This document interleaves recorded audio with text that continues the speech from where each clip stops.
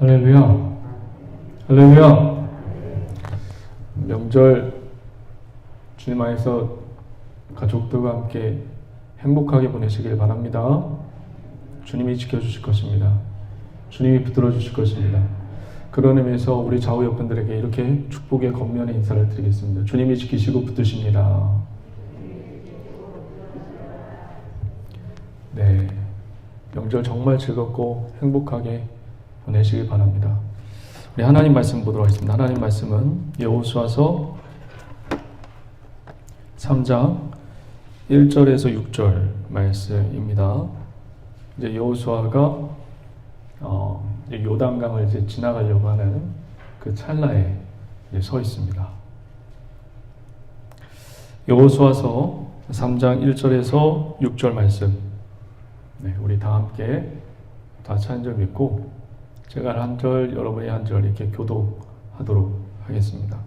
여호수아서 3장 1절에서 6절. 제가 가지고 있는 성경으로는 구약 성경 323면에 있습니다. 323페이지. 제가 한 1절 읽고 여러분 2절 읽도록 하겠습니다. 또 여호수아가 아침에 일찍 일어나서 그와 모든 이스라엘 자손들과 더불어 시딤에서 떠나 요단에 이르러 건너가기 전에 거기서 유숙하니라. 백성에게 명령하여 이르되 너희는 레위 사람 제사장들이 너희 하나님 야훼의 언약궤 매는 것을 보거든 너희가 있는 곳을 떠나 그 뒤를 따르라. 그러나 너희가 그 사이거리가 2,000규빗쯤 되게 하고 그것에 가까이 하지는 말라. 그리하면 너희가 행할 길이 아니니 너희가 이전에 이르기를 살아보지 못하였음이니라 하니라.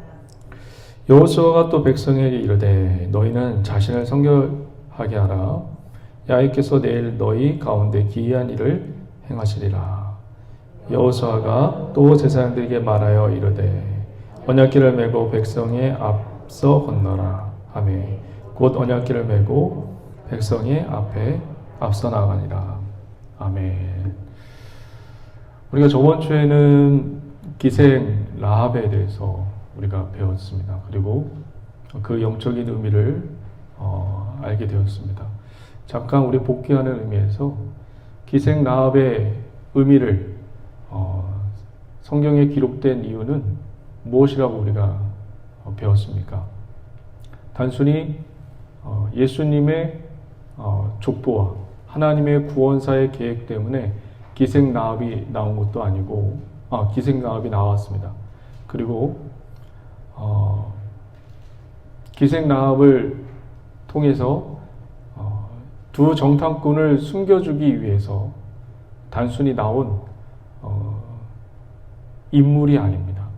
기생 라합을 통해서 우리들에게 그리고 지금 이스라엘 백성들에게 무엇인가를 전달해주고 싶고 무엇인가를 의도하고 있는 것이 있기 때문에 기생 라합의 인물을 여기서 하나님께서 부각시키고 있는 것입니다. 기생 라합이 두 정탐꾼을 만나서 어떤 이야기를 하게 됩니까? 우리 한번 볼까요? 여호수아서 2장 9절 말씀을 한번 보도록 할게요. 기생 라합이 이 두 정탐꾼과 이야기를 하는데 이 이야기를 합니다. 우리 다 같이 한번 2장 9절 말씀 다 같이 읽어보도록 합니다. 말하되 야훼께서 이 땅을 너희에게 주신 줄 내가 아노라. 우리가 너희를 심히 두려워하고 이 땅 주민들이 다 너희 앞에서 간담이 농나니. 지금 가나안 백성들이 지금 두려워하고 무서워 떨고 있습니다. 가나안 백성이 두려워하고 무서워 떨고 있어요. 그런데 이 사실을 모른 채 여호수아와 이스라엘 백성들이 어떤 상태에 있죠? 지금 오히려 가나안 백성들은 지금 두려워하고 떨고 있고 무서워하고 있습니다. 그런데 오히려 이스라엘 백성들이 더 두려워하고 무섭고 떨고 있어요. 지금 기생 라합이 한 말이 누가 한 말입니까? 기생 라합이 한 말이 누가 한 말이죠? 하나님이 한 말이에요. 하나님이 신명기 11장 한번 다 같이 보도록 하겠습니다. 신명기 11장 그러니까 여호수아 전에가 신명기입니다. 신명기 11장을 보시면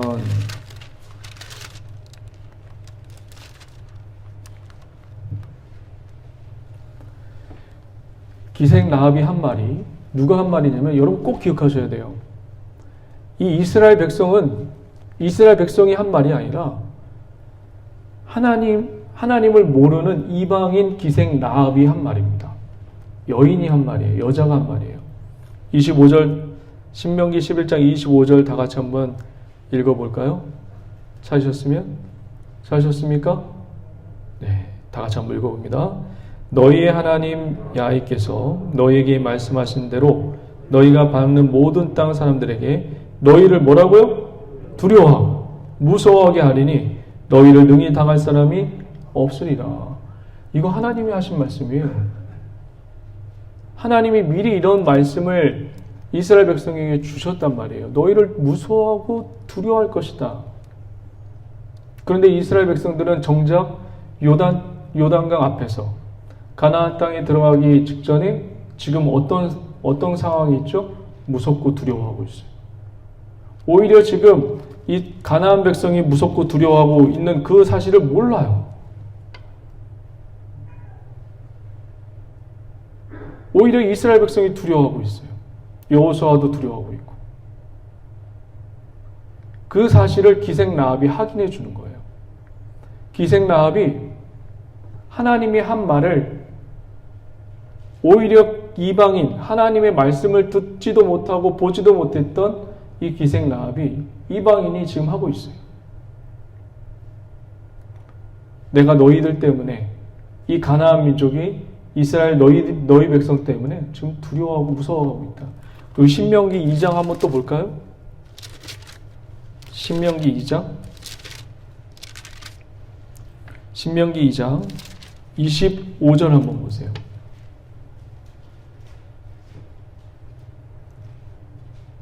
신명기 2장 25절 찾으셨어요? 네. 다 같이 한번 읽어봅니다. 시작. 오늘부터 내가 천하 만민이 너희를 무서워하며 너를 두려워하게 하리니 그들이 내 명성을 듣고 떨며 너로 말미암아 근심하리라 하셨느니라. 이거 누가 한 말이에요? 하나님이 한 말이에요. 하나님이 하신 말을 이스라엘 백성이 들었어요? 안 들었어요?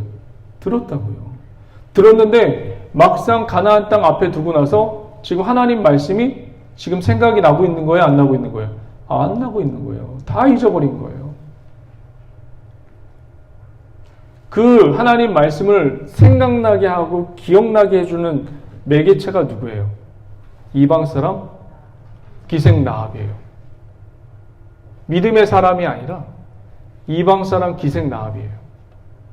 기생 라합을 통해서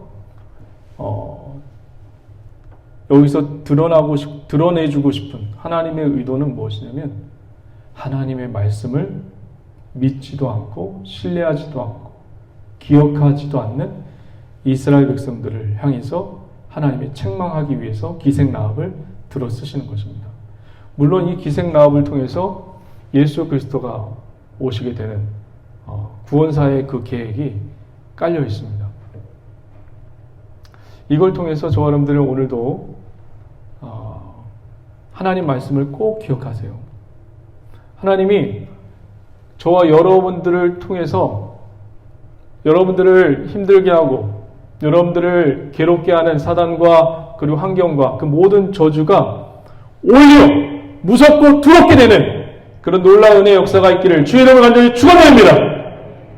여러분들이 두렵고 무서운 게 아니라 여러분들을 괴롭히고 힘들게 하는 사단과 환경의 저주들이 여러분들을 향해서 무섭고 두렵게 되는 놀라운 은혜의 역사가 있기를 주의 이름으로 간절히 축원드립니다.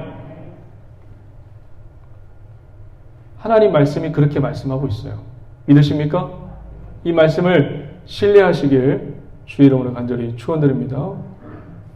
지금 이 여리고 두 정탐꾼이 기생 라합을 지금 찾아왔고 이제 기생 라합을 만나고 이제 정탐을 다 마친 후에 돌아와서 이런 보고를 합니다. 어떤 보고를 하냐면 여호수아서 다시 한번 돌아가 보세요. 여호수아서 2장 정탐을 다 마치고 돌아와서 이런 말을 해요. 정탐꾼도 이런 말로 마무리를 짓습니다.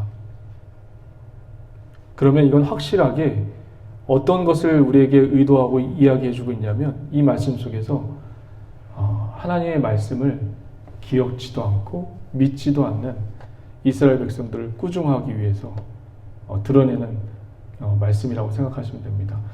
여호수아서 2장 24절 한번 볼까요? 여호수아서 2장 24절 두 정탐꾼이 돌아와서 여호수아에게 고백한 말입니다. 한번 다 같이 한번 읽어볼까요? 시작. 또 여호수아가 이르되 진실로 야훼께서 그 온 땅을 우리 손에 주셨으므로 그 땅의 모든 주민이 우리 앞에서 뭐라고요? 간담이 녹더라. 무섭고 두렵다는 얘기예요. 이걸 누가 확인해주고 있어요? 기생 라합이 확인해주고 있고 두 정탐꾼이 지금 확인해주고 있어요. 지금 어떤 상태에 있는 사람들에게 지금 이 말을 하고 있는 거죠? 두려워하고 무서워하고 있는 이스라엘 백성들에게 하고 있는 말이에요. 하나님 말씀을 믿지도 않고 신뢰하지도 않는 불신하고 있는 이스라엘 백성들에게 하시고 있는 말씀입니다.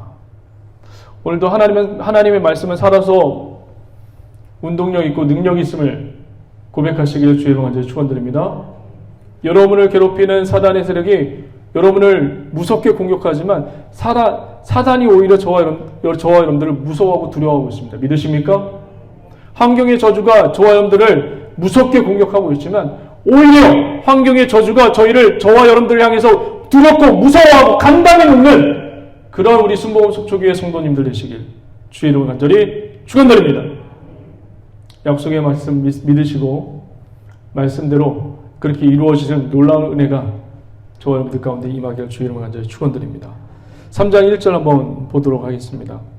지금 두 정탐꾼들이 돌아오기까지 기다렸습니다. 어디서 기다렸냐면 3장 1절 또 여호수아가 아침에 일찍 일어났대요. 일찍 일어나서 그와 모든 이스라엘 자손들과 더불어 시딤에서 떠나. 그러니까 이스라엘 백성은 두 정탐꾼을 보낼 때도 시딤에 있었고 두 정탐꾼이 돌아올 때까지 시딤에 있었던 것을 알고 우리에게 말해주고 있습니다. 그러니까 시딤에 두 정탐꾼이 정탐하기까지 기다리고 오랫동안 머물렀던 것을 우리는 알 수 있습니다. 왜 근데 굳이 시딤이었을까? 왜 시딤이었을까? 왜 하나님 시딤은요? 예전에 한번 갔던 기억이 있어요. 시딤은 이스라엘 백성들이 모세와 함께 시딤에 갔던 기억이 있어요. 근데 그 장소를 다시금 하나님이 보내십니다. 무엇 때문에 그럴까요? 무엇을 기억나게 하시려고? 무엇을 기억나게 하시려고 시딤에 다시 보낼까요? 이제 저를 한번 보세요. 이 시딤이라는 장소에 모세와 이스라엘 백성이 도착을 했습니다. 도착을 해서 이제 야영을 하고 있고 그리고 하나님의 불기둥과 구름기둥이 머물렀기 때문에 거기에 이제 계속 이제 움직이지 않고 시딤에 머물러 있는 겁니다. 그런데 주변 민족들이 이스라엘을 가나안 땅에 자꾸 점령해 오니까 점점 더 가까이 오니까 주변 민족들이 이스라엘 민족을 어떻게 하겠습니까? 공격하겠죠. 군사를 대동해서 이리 공격하고 저리 공격해도 이길 수가 없는 거예요. 하나님이 그들에게 복을 주셨기 때문에 이길 수가 없어요. 그냥 아무 이유 없이 그냥 복을 주셨기 때문에 어떤 이유와 목적도 없이 그냥 하나님이 복을 그냥 주셨기 때문에 그들을 당해낼 자가 없습니다. 이것을 안 모압 왕 발락이 무엇을 공격해도 주변 나라 민족들이 군대를 대동하고 기습작전을 피고 후미에서 공격을 하고 여러 가지 방법을 했는데도 이 이스라엘 민족을 이길 수 없는 것을 알아서 이것을 도대체 이거는 육체적인 문제가 아니다. 이거는 영적인 문제라는 것을 파악하게 됩니다. 그래서 이 모압 왕 발락이 발람 선지자라는 사람을 부릅니다. 복채를 두둑히 챙겨서 그리고 고관들을 보내서 발람 선지자를 불러서 이들을 저주하게 하려고 합니다. 그런 계획을 가지고 발람 선지자를 부릅니다. 복채를 두둑히 갖고 갔어요. 그리고 고관들도 보냈습니다. 그런데 발람 선지자가 기도해 볼게요 하고서 기도해야 합니다.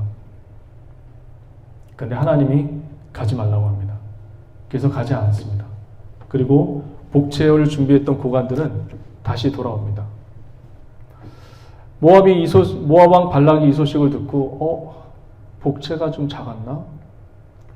내가 좀 성의 없이 고관들을 보냈나? 더 높은 고관과 더 많은 복채를 가지고 발람 선지를 2차적으로 찾아갑니다. 찾아가서 여기 와서 이스라엘 백성을 좀 저주해 주세요. 더 많은 복채를 들고 두둑히 갑니다. 그 복채를 본 발람 선지자가 하나님이 처음에 가지 말라고 그렇게 권면했습니다. 근데 그 복채를 본 발람 선지자가 마음에 갈등이 생겨서 또 한 번 기도를 합니다. 하나님 갈까요 말까요? 그런데 이번에는 하나님이 가라고 하십니다. 그런데 이 가라고 한 말에는 하나님이 진심이 아니에요. 그 뒤에서 이제 알 수 있어요. 2차적으로 고관들과 복채를 가지고 온 그 모압 왕 발락을 따라서 이제 발람 선지자는 나귀를 타고 이제 따라갑니다. 나귀를 타고 가다가 나귀가 영적인 눈이 열려서 앞에 칼을 들고 서 있는 야훼의 사자를 보게 됩니다. 그래서 그 야훼의 사자가 칼을 들고 있기 때문에 이 나귀가 누구를 태우고 있죠? 발람 선지자를 태우고 있어요. 이 나귀가 이 칼을 들고 있는 이 야훼를 피하기 위해서 논두렁으로 빠집니다. 그러니까 이 발람 선지자가 채찍을 들고 논두렁으로 빠지니까 엄청 때립니다. 그리고 또 논두렁을 빠지고 채찍에 맞았지. 그래서 요리 피하고 조리 피하다가 이번에는 또 야훼 사자가 맞고 있는 것을 본 나귀가 벽으로 이제 피하게 됩니다. 근데 나귀를 타고 있잖아요. 발람 선지자가. 벽으로 피하니까 발람 선지자의 다리가 어떻게 되겠어요? 눌리겠죠. 스쳐 지나가겠죠. 다리가 벽에 긁혀지고 난리가 났어요. 그래서 발람 선지자가 또 나귀를 때립니다.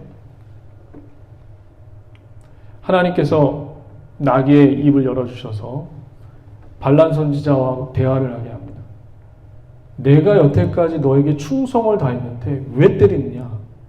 이때 야훼의 사자가 발람 선지자의 영적인 눈을 띄워주고 길을 열게 해주십니다. 야훼 선지자가 칼을 들고 있는 모습을 보게 되죠.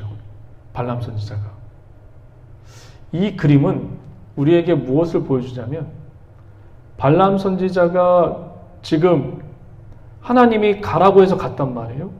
근데 야훼의 사자가 막고 있단 말이에요. 이건 뭘까요 도대체? 아까 전에 이야기를 나눴지만 발람 선지자가 기도했는데 하나님이 가라고 했단 말이에요. 그런데 야훼의 사자가 칼을 들고 지금 막고 있어요. 가라고 할 때 이거 언제고 또 막고 있는 이 그림은 우리에게 무엇을 보여주고 싶은 걸까요? 여러분, 자녀들이 아빠 이것 좀 해주세요. 이것 좀 해주세요. 근데 이걸 해주면 이 아이가 다칠 것 같아요. 이것 좀 해주세요. 이것 좀 해주세요. 계속 쫄라요. 그래서 아빠, 엄마가, 부모님이 그 다음에는 어떻게 하죠? 위험한 건 알지만 허락합니다. 왜 허락할까요? 당해보라고. 지금 하나님은 허락한 게 아니에요. 처음에 가지 말라고 한 게 맞아요. 두 번째, 왜 자꾸 가라고 했냐면 이 발람 선지자의 마음 가운데 이 복채가 너무 크게 다가온 거예요. 이게 더 얻고 싶은 거예요. 그 마음을 알고 있는 하나님이 보내신 거예요. 한번 당해보라고. 갔죠. 갔는데 하나님 야훼가 칼을 들고 서 있죠. 근데 나귀와 발람 선지자가 이런 대화를 나눴어요. 나귀가 왜 때리냐? 내가 너에게 오늘날까지 충성을 다했는데 왜 때리냐? 내가 칼이 있었으면 너는 벌써 죽었어. 하는데 주님이 눈을 열어주셔서, 발람 선지자의 눈을 열어주셔서 칼을 들고 서 있는 하나님을 보여주십니다. 이건 또 뭘까요? 무슨 그림일까요? 나귀는 이 짐승도 발람 선지자에게 충성을 다했는데 너는 순종하지 않는 모습을,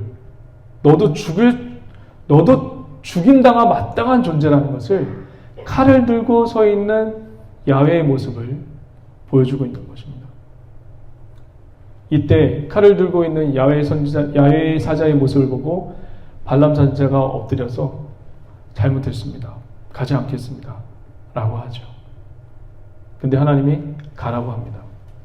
가서 내가 전한 말만 전하라고 합니다. 가서 이제 발람 선지자가 이스라엘 백성들을 보고 이제 모압 왕 발락은 마음 가운데 지금 너무너무 기대가 차여 있어요. 이제 저주해 주겠지. 이스라엘 민족을 저주해 주면 이제 곧 내가 군사로 쳐들어가서 물리치면 되겠지. 그런 생각을 부푼 마음을 안고 이 발람 선지자를 모십니다. 발람 선지자를 데려가서 이제 이스라엘 백성들의 진지를 보여주고, 그런데 이스라엘 백성들은 이 사실을 몰라요. 누가 저주하고 있는지 이런 상황을 몰라요. 성경에 이스라엘 백성들이 이런 상황을 알았더라 나오질 않아요. 발람 선지자가 이제 저주를 하려고 하는데 저주보다 하나님이 강권적으로 역사하셔서 축복의 말을 내뱉게 됩니다. 한번 축복의 말을 내뱉게 돼요. 모압 왕 발락이 저주의 말을 해줄 줄 알았는데, 저주해 줄 줄 알았는데 축복의 말을 해주니까 왜 이런 축복의 말을 해주냐고 따집니다. 내가 당신을 돈을 주고 복채를 주고 이곳에 오게 한 거는 저주하게끔 하려고, 저주를 선포하게끔 하려고 데리고 왔는데 왜 축복해 주냐고 이제 막 언성을 높입니다. 모압 왕 발락이 자리가 좀 안 좋은가? 자리가 좋지 않나? 이 터가 좋지 않나? 그래서 그 터를 옮깁니다. 이스라엘 뒷공문이에서 자 이제 저주해 주세요. 터를 옮겼으니까 저주해 주세요. 우리가 신앙생활 할 때 이런 분들이 많아요.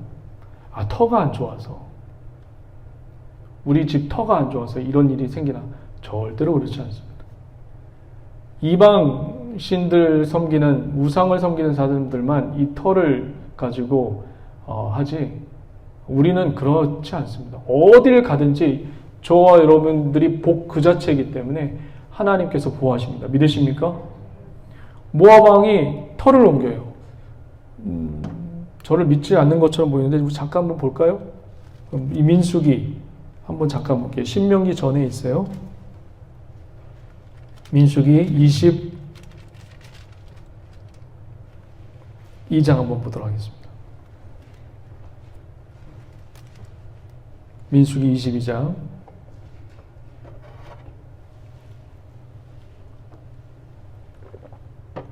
민수기 22장 41절 보도록 하겠습니다. 신명기 전에 있죠. 민수기 22장 41절. 다 같이 찾으셨습니까? 네, 다 같이 한번 읽어보도록 하겠습니다.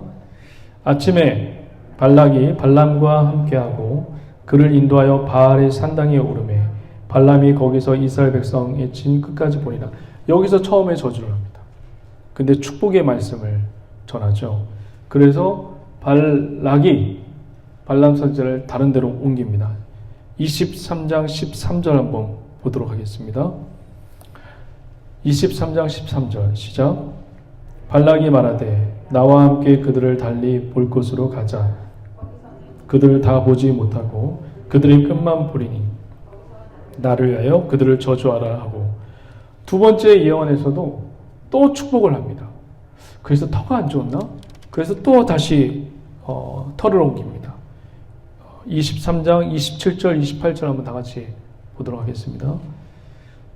발락이 발람에게 또 이르되 오라 내가 너를 다른 곳으로 인도하리니 내가 거기서 나를 위하여 그들을 저주하기를 하나님이 혹시 기뻐하리라 하고, 발락이 발람을 인도하여 강야가 내려다 보이는 부올산 꼭대기에 이르니.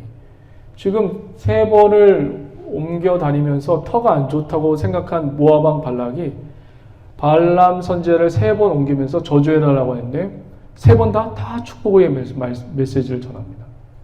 터의 문제가 아니에요. 어디의 문제예요? 하나님이 복을 주시기로 작정하신 이스라엘 백성들을 그 누가 저주할 수 없는 거예요. 하나님의 능력에 있습니다. 믿으십니까? 이 지금 장소가 어디냐면 바로 시팀입니다. 시팀이에요. 그런데 여기서 발람 선지자가 끝난 게 아니에요. 또 한 번 4번의 축복을 선언하고 모압 왕 발락이 화를 내서 빨리 가라고. 내가 화가 났으니까 내가 너를 어떻게 처우할지 모르니까 빨리 가라고 합니다. 그런데 여기서 끝났을까요? 모압 왕 발락이 보내요. 내가 복채도 이렇게 준비했는데 이렇게 저주하지 않고 축복하니까 빨리 가라고. 다 필요 없다고. 그래서 보냅니다.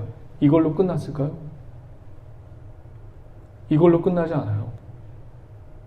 이 발람 선지자가 자꾸 가는 길에 복채가 아른아른 거리는 거예요. 그래서 또 다른 계략을 짜게 되죠. 민수기 25장을 한번 보실까요? 민수기 25장에 이 이스라엘 백성들이 어떤 일을 저지르게 되냐면, 이제 저를 한번 보세요. 25장 펴보시고, 이 이스라엘 백성들이 광야에서 40년 동안 지냈던 민족입니다. 보이는 게 다 사막밖에 없었죠.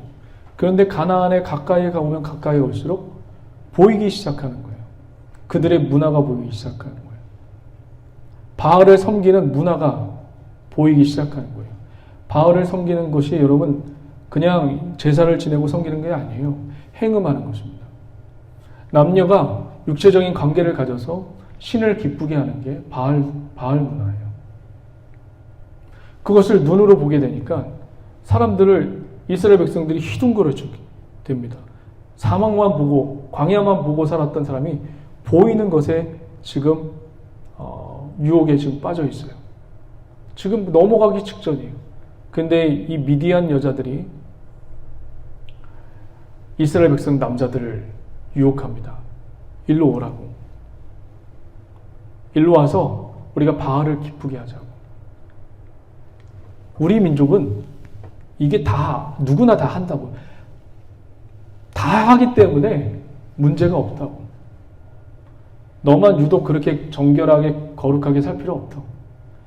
다 해도 문제가 없고 오히려 더 많은 복을 받는다고. 그런 미인계로 이스라엘 백성을 유혹합니다. 이걸 누가 했는지 아세요? 이런 미인계의 전략을 쓴 게 누가 했을 것 같아요? 이런 미인계의 전략을 써서 이스라엘이 몇 명이 죽냐면 민수기 25장 9절 한번 보도록 하겠습니다.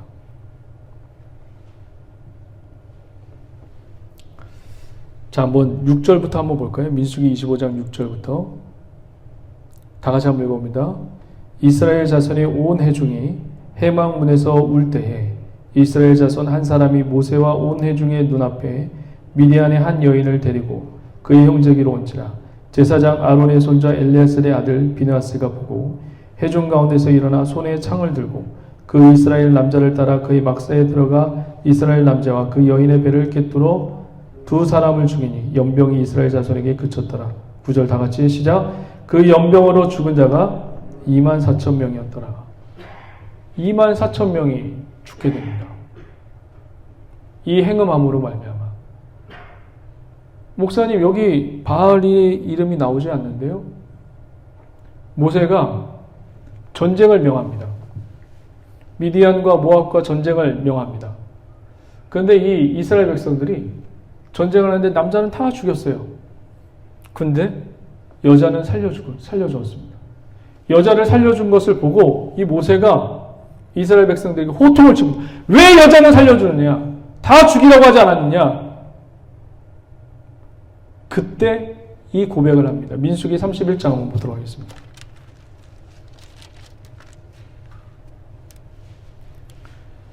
민수기 31장 13절. 마지막이에요.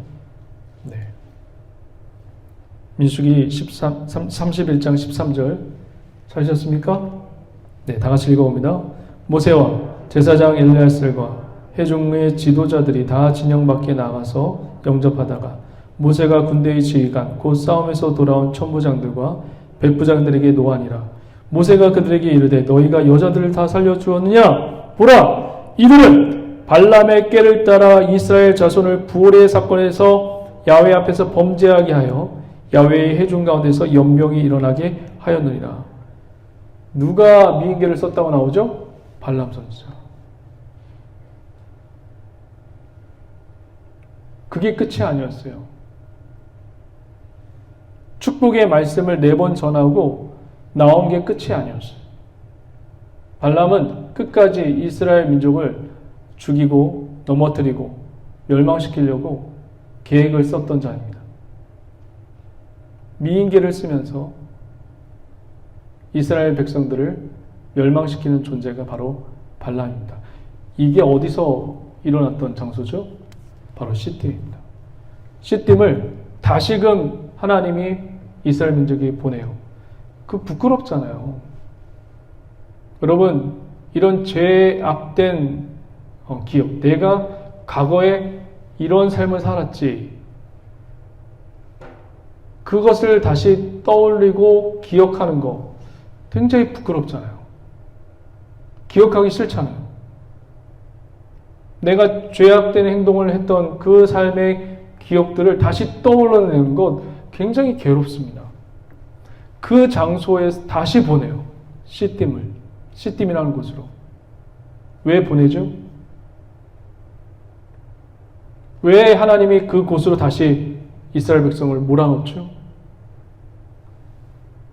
너희가 이런 죄악을 저질렀기 때문에 가나안 가서는 꼭 나를 따르고 나만 바라보라고 하는 하나님의 의도가 담겨져 있는 거예요.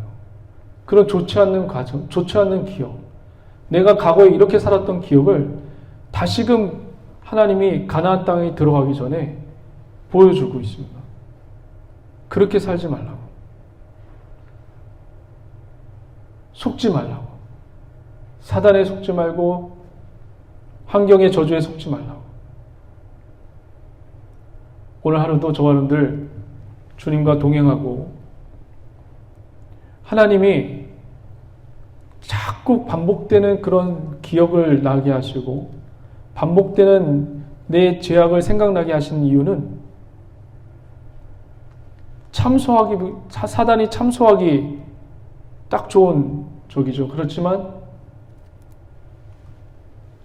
하나님께서 하시는 작업은 그렇게 그런 기억, 나쁜 기억을 떠올리게 하는 그런 작업은 하나님만 바라보라고. 다시는 그런 죄를 짓지 말고, 다시는 그 자리에 가지 말고 하나님만 바라보게 하는 하나님의 우리를 성장시키는 장치입니다. 오늘도 주님과 동행하고 주님을 잘 섬기며 명절 기간 내내 하나님과 동행하고 의지하며 나가는 저와 여러분 되시길 주의 이름을 간절히 축원드립니다. 이제 요단을 건너기 직전에 있습니다.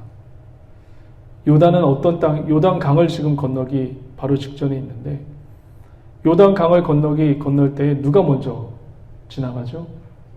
언약궤를 맨 제사장. 이 언약궤는 하나님을 상징해요. 하나님을 따라가야지만 가나안 땅에서 살 수 있는 땅이에요. 가나안 땅은 여러분 적과 꿀이 오르는 땅이기도 하지만 그 안에는 바알 문화와 엄청난 우상의 문화가 있는 땅입니다. 진공 상태가 아니에요. 그 땅은 우상이 가득한 땅이에요. 그 땅에서 살아남으려면 하나님만 쫓아야 되고 하나님과 동행하지 않으면 그 땅을 점령할 수 없는 땅이 바로 가나안 땅입니다. 요단강을 건넜습니다. 요단강을 건넌다는 뜻은 무슨 뜻이라고 말씀드렸죠? 또 하나님과 동행해야 되고 하나님을 따라가야지만 그 땅에서 잘 살 수 있고 잘 먹을 수 있고 오래 살 수 있다라고 말씀드렸지만, 또 한 가지, 광야의 40년 동안 이스라엘 백성들이 어떤 삶을 살았죠? 불순종하는 삶을 살았어요. 불순종을 그 요단강에 파묻어버리는 겁니다. 이제는 하나님 앞에 불순종하지 않겠습니다. 하나님과 동행하고 하나님을 따라가겠습니다라는 의지가 요단강에 숨겨져 있는 것입니다. 그런데 신약에 넘어와서 요단강에서 누가 세례를 받죠? 요단강에서 누가 세례를 받나요? 요단강에서 세례 받으신 분이 있잖아요. 예수 그리스도가 세례를 받아요. 침례를 받아요. 왜 침례를 받으시죠?